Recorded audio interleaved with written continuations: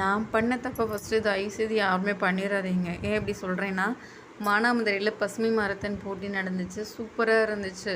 இப்போ தான் நான் ஃபஸ்ட் டைம் கலந்துக்கிறேன். பசங்க 2 பேரும் சேர்த்து விட்ருந்தேன். என்னோட பசங்க 2 பேருமே மாரத்தான்ல சேர்ந்துருந்தாங்க.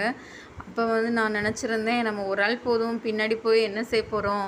அவங்க ஓட போகிறாங்க, நம்ம பின்னாடி நடந்து போகிறோம் அப்படின்ற மைண்ட் செட்டில் தான் இருந்தேன்.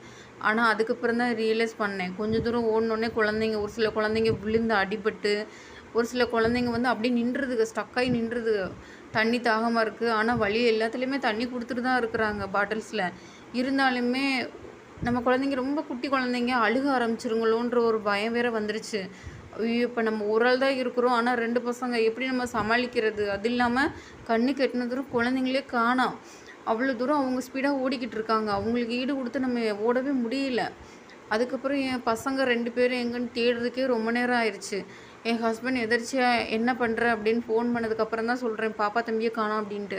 அவங்க வேலைக்கு கிளம்புனவங்க திடீர்னு அப்புறம் இங்கே வந்துட்டாங்க மாரத்தான் நடக்கிற இடத்துக்கு. அதுக்கப்புறம் அவங்க தேடி பார்த்தா பாப்பா ஒரு இடத்துல நின்றுக்கிட்டு இருக்கா, தம்பி ஒரு இடத்துல ஓடிக்கிட்டு இருக்கான். அதுக்கப்புறம் எங்களுக்கு ரொம்ப பயமாகவும் அதோட என் ஹஸ்பண்ட் சொல்லிட்டாங்க, சரி நான் தம்பி பின்னாடி போகிறேன், நீ பாப்பா பின்னாடியே வந்துரு அப்படின்னு சொல்லிட்டாங்க. அதுக்கப்புறம் தான் எனக்கு நிம்மதியாகவே இருந்துச்சு. மாரத்தானில் நம்ம பசங்க 2 பேரும் கலந்துக்கிறாங்கன்னா பேரண்ட்ஸ் 2 பேருமே கட்டாயம் இருக்கணும்.